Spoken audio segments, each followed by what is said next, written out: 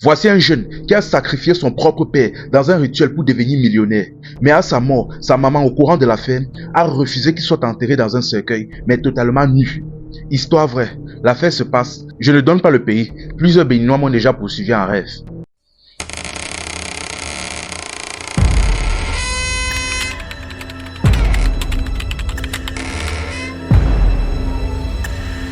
Déjà, voici deux jeunes avides d'argent et de richesse. Ce qui se passe donc est qu'à la fin de l'obtention de leurs études, ils se sont rendus compte que la vie d'adulte était extrêmement difficile.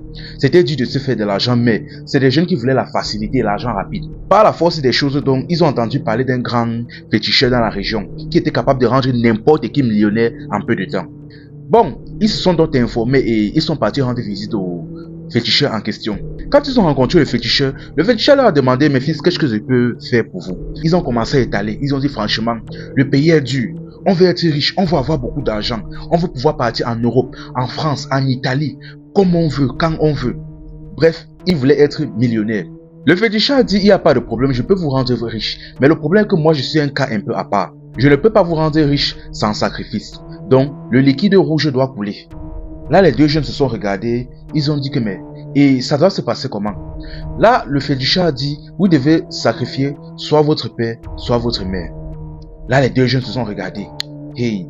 Bon, le premier déjà, lui, de base, il a dit: bon, franchement, moi, je pensais qu'en venant ici, je pensais qu'on devait me parler de sacrifice de poule, sacrifice de mouton, ça ne devait pas me déranger, mais je ne peux pas sacrifier mes propres parents. Ils m'ont donné naissance, ils se sont occupés de moi pendant des années jusqu'à ce que je sois l'homme que je suis aujourd'hui, donc c'est impossible. Déjà, moi, je ne fais pas ça. Le marabout l'a mis de côté. Quant au deuxième était là, il a dit: mais si je sacrifie ma mère, qu'est-ce que je vais obtenir? Là, le marabout a dit: non. Si tu sacrifies ta mère, tu auras de l'argent, mais pas comme tu imagines, ça ne sera pas beaucoup. Je te recommande beaucoup plus de sacrifier ton papa. Là, tu auras tellement de l'argent, tellement que même les grandes personnalités de ce pays vont se prosterner pour te saluer. Le gars a dit que oui. Si c'est pour l'autre, là, je suis d'accord. Il a dit: comment ça va se passer? Le marabout a pris une liste.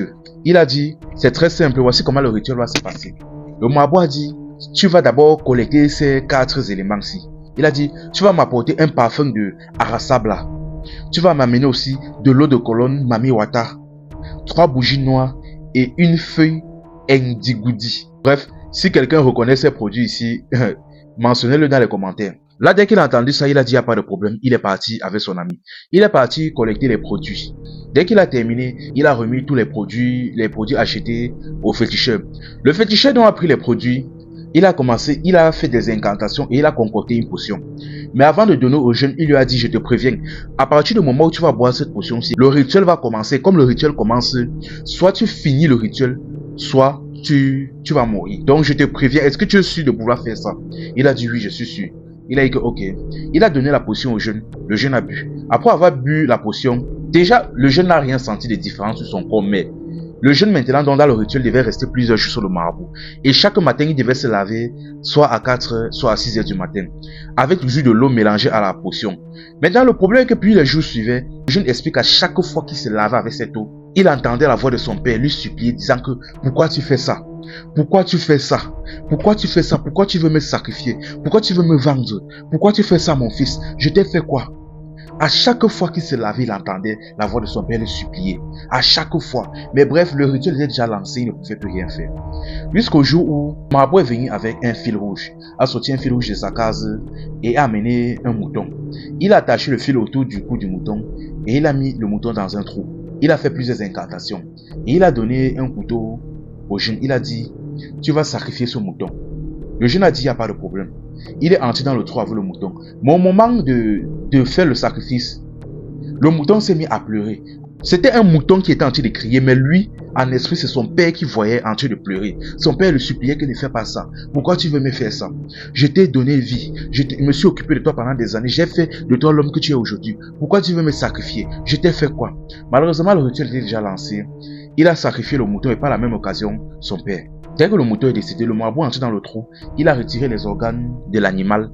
Il a fait frit et il a donné à manger au jeune. Le jeune a mangé. Après ça, il a dit: c'est bon, le rituel est terminé. Tu peux partir chez toi et d'ici quelques temps, tu vas devenir méchamment riche. Le jeune doit remercier le féticheur et il est parti. Quand il est parti, il est rentré chez lui. Chose bizarre, son papa était toujours en vie.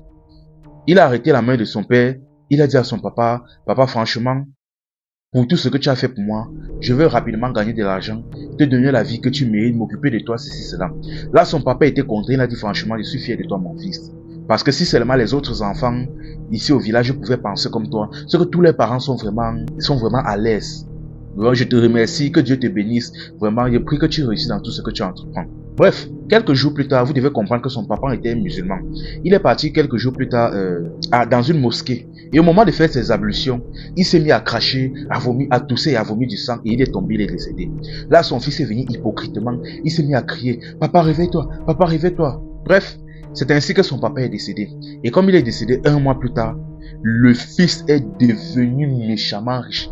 Il a commencé à avoir de l'argent de partout, tellement que même la famille ne savait pas d'où venait de l'argent. Il est devenu mystérieusement riche.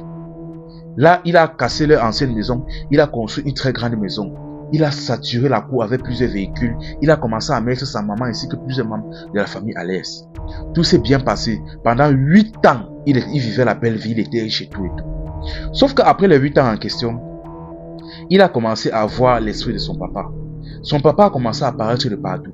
Quand il était dans la voiture, quand il marchait, quand il était chez lui, son papa lui disait que pourquoi tu m'as sacrifié, pourquoi tu m'as vendu, pourquoi tu m'as sacrifié. Il n'arrêtait pas de dire laisse-moi, ce n'est pas moi qui t'ai sacrifié. Il niait même à l'esprit de son père.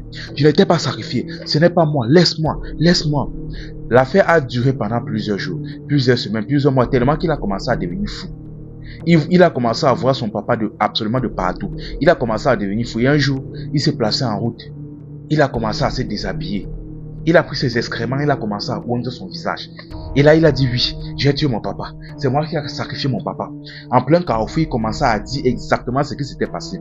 Le rituel, tout ce qui s'était passé. Tous les passants ainsi que sa maman étaient là, ils ont écouté l'affaire. Là, sa maman a appelé plusieurs membres de la famille. Ils ont porté leur fils. Ils sont partis enfermer dans une pièce de la maison. Là, sa maman a dit, laissez-le là-bas. Il va faire ce qu'il va faire. Si ça doit s'arrêter, ça va s'arrêter. Si ça ne peut pas, on le laisse seulement là-bas.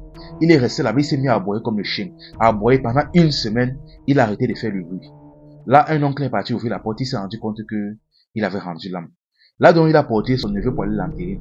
Sauf que sa maman a dit qu'il est hors de question qu'on l'enterre comme une personne normale. Celui-là, c'est un animal. On n'utilise ni linceul, ni cercueil. On va l'enterrer comme ça. Dans un premier temps, ils sont partis au commissariat pour faire le constat. Après là, ils sont partis dans un cimetière, ils l'ont enterré comme ça, avec les mêmes vêtements de fou qu'ils portaient sur lui. Pas de cercueil, pas de linceul, rien. Ils ont enterré comme ça, pas de pasteur, rien. Et ils sont partis. Parce que sa maman était au courant de ce qu'il avait fait à son papa, c'est-à-dire à son mari. Enfin bref, la famille. Je m'arrête là. Franchement, la vie facile ne paye pas. Travailler. Je le dis toujours, allez voir un marabout. Allez voir un marabout ne va jamais vous aider. Ça ne va jamais vous aider. Il y a toujours une conséquence et un retombé. L'argent facile n'existe pas. Enfin bref, la famille. C'est Dieu qui nous garde, c'est Dieu qui nous protège. C'était Info et Amusement. Ici on s'informe et on s'amuse.